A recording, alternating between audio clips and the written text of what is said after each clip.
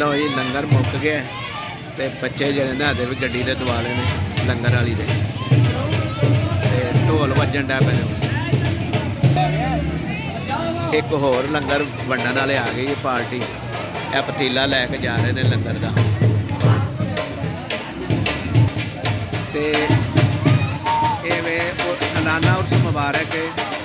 बाबा जी लाल शाह सरकार महला लख दाता जत्थर दे विच उरस हुंदा है हर साल की 13 तरीक हाड़ की हर साल हाड़ की 13 तरीक को उरस हुंदा है और अज उरस जारी है और यह गड्डी लंगर वंड के ते चली जा गई ते महल्ले के हिसाब नाल पिंड के हिसाब नाल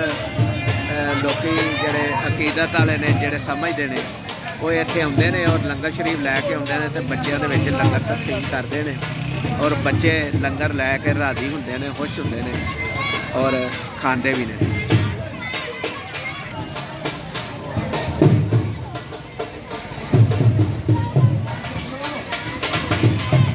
हुण ढोल वजने शुरू हो गए ने क्योंकि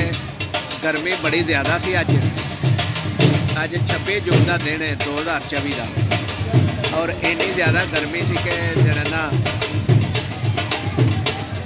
कपड़े एवें भिज गए ने पसीने के नाल ते आराम कर रहे हैं एक जगह बैठ के जमीन तपी है जिथे बैठे हैं लेकिन थक के थकन की वजह तो बैठ के थक टुट के बैठ के बच्चों देख देख के